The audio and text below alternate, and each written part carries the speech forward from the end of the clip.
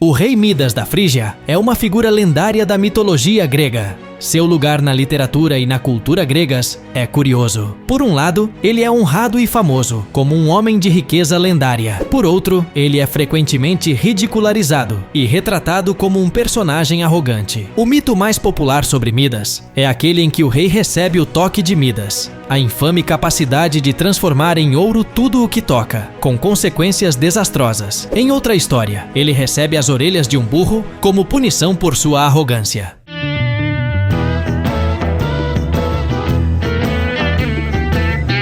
Midas foi um rei mítico da Frígia e filho de Górdias e da deusa Cibele.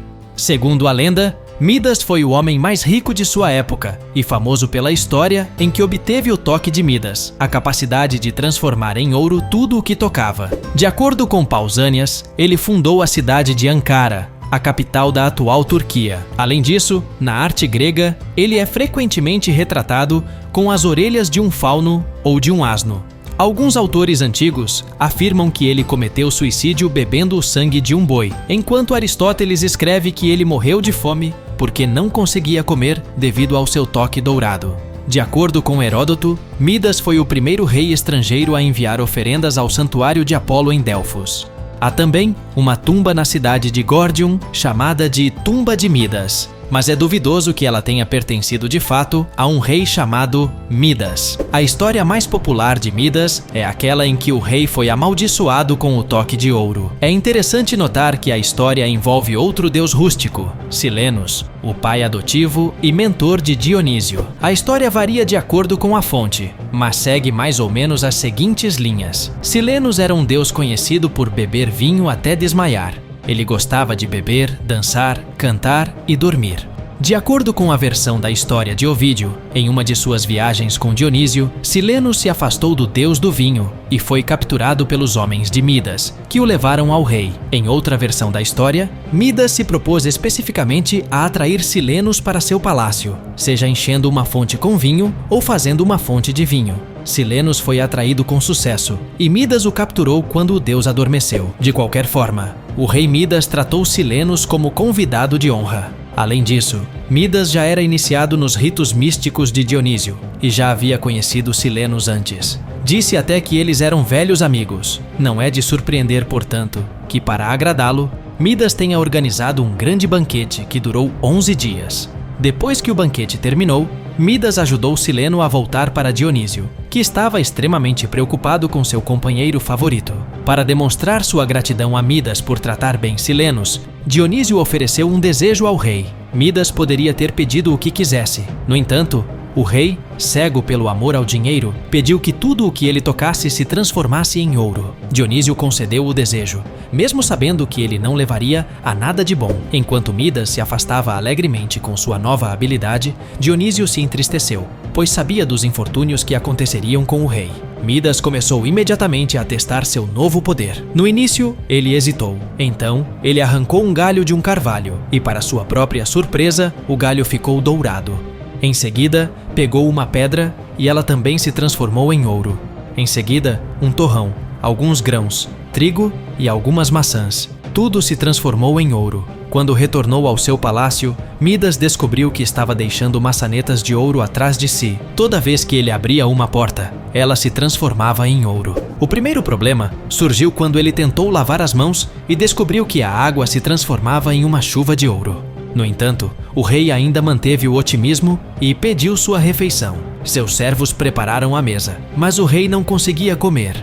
O pão, a carne, o vinho e até mesmo a água se transformavam em ouro assim que entravam em contato com suas mãos ou boca. Sem querer, ele até transformou uma de suas filhas em uma estátua de ouro. A bênção de ouro se transformou em uma maldição de ouro quando Midas começou a sofrer de fome e sede. Agora ele orava a Dionísio pedindo-lhe que revertesse a maldição. Dionísio sentiu pena do rei e decidiu ajudá-lo. Ele lhe disse para ir até o riacho que passa pela grande cidade de Sardes e seguir suas águas até encontrar sua nascente. Em seguida, ele deveria mergulhar a cabeça e o corpo na espuma nevada, onde a fonte jorrava da montanha e a maldição desapareceria. O rei Midas agiu de acordo e se banhou nas águas do rio. O rio se encheu de ouro quando a maldição foi retirada. Midas estava finalmente livre. O rio onde Midas lavou a maldição era o rio Pactolus. Com esse mito, os gregos explicaram as ricas reservas de ouro do rio.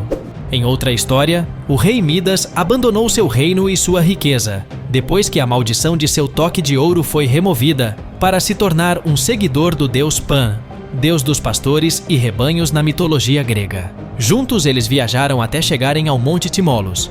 Lá, Pan tocou sua música para as ninfas da floresta e proclamou sua superioridade sobre a música de Apolo. A notícia logo chegou a Apolo e ele desafiou Pan para um concurso musical, tendo o Monte Timolos como juiz. Pan tocou alguns sons rústicos com seus aulos, gaitas de foles, seguidos pelo som da lira de Apolo.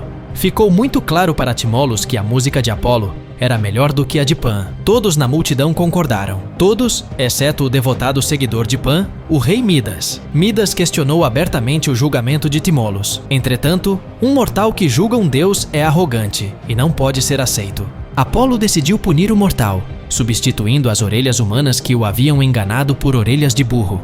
Midas tinha vergonha de suas orelhas, então as escondeu sob um turbante roxo. Ele teve o cuidado de não deixar que ninguém soubesse de seu segredo. Mas houve um homem que soube, o barbeiro de Midas. É claro que Midas havia jurado segredo a esse homem. Além disso, o próprio cabeleireiro não queria revelar o segredo. Entretanto, ele sentiu que o segredo era muito difícil de suportar. Ele tinha que contar a alguém, ou pelo menos, dizer em voz alta. Então, ele foi para a floresta, cavou um buraco e sussurrou na terra oca: Midas tem as orelhas de um asno. Em seguida, enterrou o sussurro e foi embora. Do buraco cresceu um bosque de árvores que finalmente contou o segredo para um vento sul que levou as palavras para uma cidade próxima. Em pouco tempo, todos sabiam que Midas tinha orelhas de asno. A moral da história do rei Midas é que a ganância e o desejo excessivo de riqueza e poder podem levar a consequências desastrosas e que se você encher o saco do Apolo, terá orelhas de burro. Há mais histórias e mitologias gregas no canal.